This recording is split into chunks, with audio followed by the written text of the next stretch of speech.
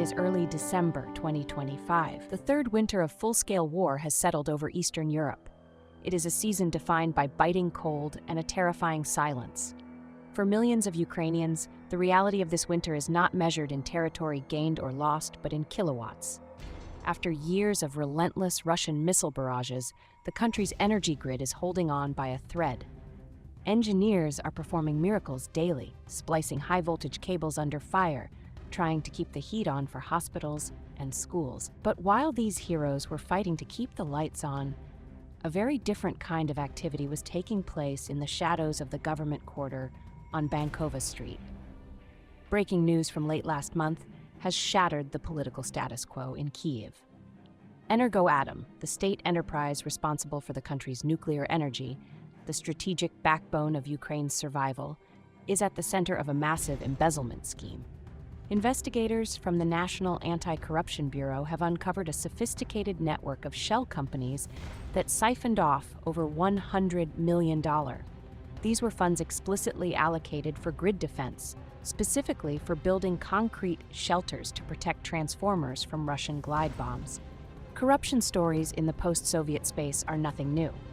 The American audience may recall the 17 Rivnia egg scandal from 2023. Back then, investigative journalists exposed that the Ministry of Defense was purchasing eggs for soldiers at roughly 3 times the market price. That was a classic case of logistical graft, a grift that cost a defense minister his job. But the crisis unfolding now in late 2025 is of a completely different magnitude. This is not about overpriced breakfast. This is about the theft of national survival. And more dangerously for President Volodymyr Zelensky, the fingerprints on this scandal do not belong to low-level bureaucrats or holdovers from the old regime. They belong to his inner circle. According to leaked indictments, the investigation targets Timur Mindich, a key business partner of the president, and has precipitated the shocking resignation of Andriy Yermak, the chief of staff. Yermak was not just an aide, he was widely considered the second most powerful man in Ukraine, the gatekeeper to the president, and the architect of Kyiv's foreign policy. The timing of this implosion is catastrophic. In Washington, the administration elected in 2024 is approaching its first full year in power. The honeymoon phase is over, and patience for a forever war has evaporated.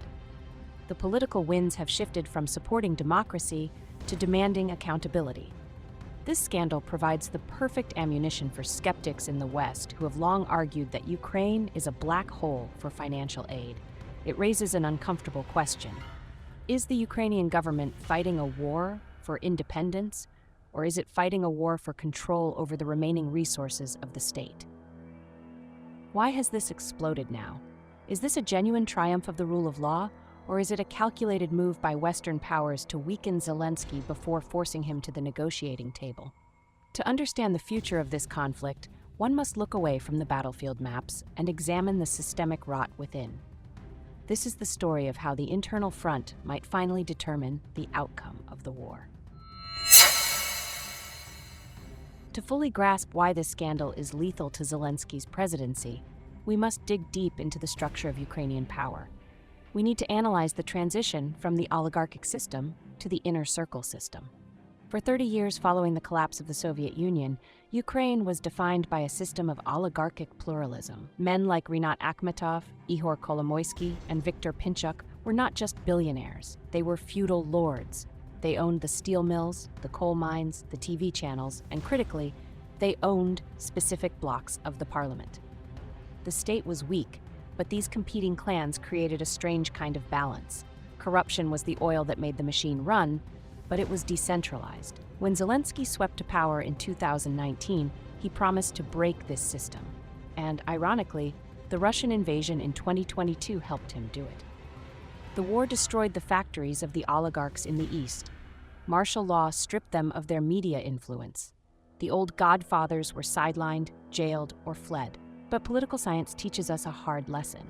Power abhors a vacuum. When the old oligarchic networks were dismantled, there was no robust professional civil service ready to take their place.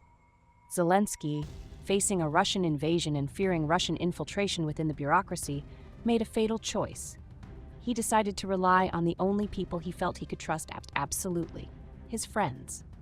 He filled the power vacuum with his former colleagues from Kvartal 95, his comedy production company, and his personal legal team. This created a new form of corruption. It shifted from state capture by oligarchs to state capture by the Secretariat. The difference is critical. The old oligarchs stole from the profits of their own industries. The new inner circle has no industries. They extract rent directly from the state budget and Western aid flows. Timur Mindich is the perfect example. He is not a steel magnate. He is a media executive, a close associate of Zelensky from his entertainment days. For him to be accused of masterminding a kickback scheme on nuclear safety equipment shows that the expertise in the room was not engineering, but financial engineering. But the fall of Andriy Yermak reveals something even more disturbing: the sheer hubris of this new administration. Yermak's resignation serves as the ultimate proof of the system's collapse. But the details of his departure, confirmed by multiple sources in Kyiv, paint a picture of a leadership completely out of touch with reality. Yermak's resignation was not voluntary. In fact, until the very last moment, he did not believe Zelensky would sacrifice him. Why?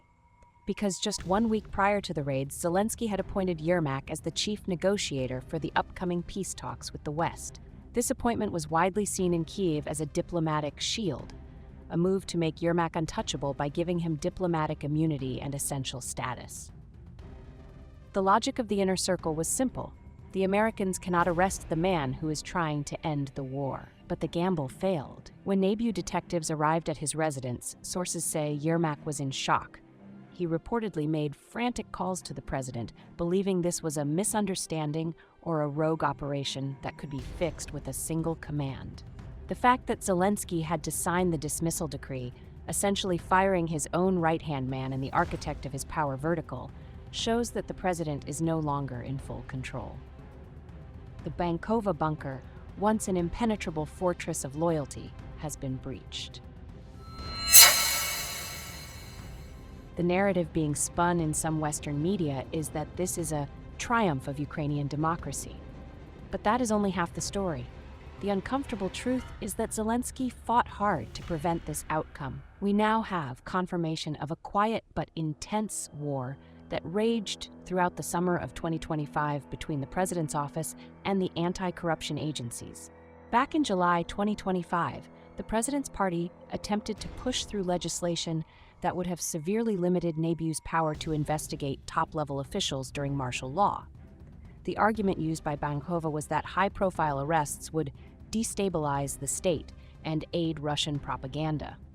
Zelensky argued privately to Western partners that he needed absolute control to manage the war effort. He tried to shield his inner circle, prioritizing loyalty and stability over transparency. He believed that his status as a war leader would allow him to dictate the terms of justice. But that resistance collapsed late last month. Why? Because Washington called. The new U.S. administration has made it clear: the era of the blank check is over. Diplomatic sources suggest that the State Department explicitly linked the release of the next tranche of winter aid, the money needed to keep the gas flowing and the grid running, to the independence of the Energoatom investigation. Washington used Nabu as a geopolitical scalpel. The U.S. knows that to force a peace deal, a deal that might require painful territorial concessions, they need a Ukrainian president who is compliant. They need to lower Zelensky's domestic approval ratings. A president who is a hero can reject a bad peace deal, but a president who is busy fighting off allegations that his chief of staff stole nuclear defense funds? That president has a weak negotiating hand. He cannot demand total victory when his own administration is accused of looting the rear guard. The message from the Potomac to the Dnieper is brutal but clear: clean house or face the winter alone. While Washington applies pressure from the outside, a new threat is rising from within Kyiv itself. For nearly 4 years, Ukraine has operated under an unspoken political truce. Facing an existential threat from Russia, opposition figures largely held their tongues. The media was consolidated, criticism was muted. The Energoatom scandal has officially ended that truce. Vitaly Klitschko, the mayor of Kyiv, is the first to break rank.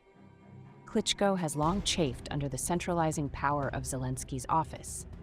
He controls the capital's streets, and he is popular among the urban elite, who feel alienated by Zelensky's Kvartal circle. In recent days, Klitschko has given blistering interviews accusing the central government of authoritarian incompetence. He explicitly pointed to the lack of concrete shelters for power plants, the very shelters Energoatom was supposed to build, as criminal negligence. His message is simple.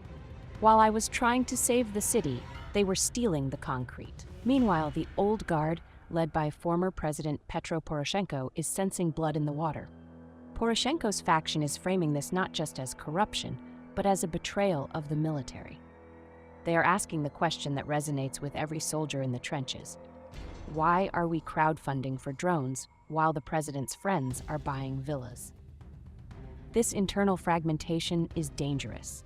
It risks creating a war on two fronts for Zelensky, one against the Russian army in the east and one against his political rivals in Kyiv. The collapse of Yermak has removed the enforcer who kept these rivals in check. Yermak was the one who managed the parliament, who controlled the media narrative, who silenced the critics. Without him, the sharks are circling. And hanging over all of this is the European Union. The Ukraine skeptics in the EU, Hungary, Slovakia, and increasingly quietly France and Germany are using this scandal as a justification to freeze accession talks. They are pointing to the Energoatom case and saying, we cannot import this system into Europe. The Turkey model, eternal candidacy without membership, is becoming the likely reality.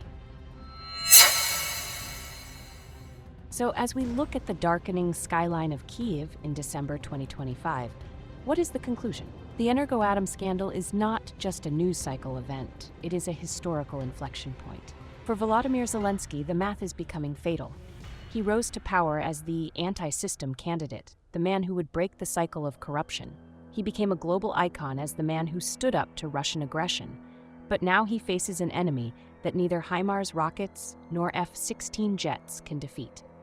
He is trapped. He tried to build a governing system based on personal loyalty to survive the chaos of war. But that system has rotted from the inside. The fall of Andriy Yermak, a man who believed he was too essential to fail, signals the end of the bunker era. Corruption during peacetime is a crime. It is a tax on development. But corruption during a war of survival is treason. It is not measured in dollars lost, but in lives lost. The tragedy of this moment is that Ukraine's soldiers have held the line against the second largest army in the world for nearly 4 years, only to find that the ground beneath their feet is being eroded by the very people they swore to protect. The West has made its position clear. The blank check is canceled. The audit has begun. And for Ukraine, the cost of this audit might be the peace deal they never wanted to sign.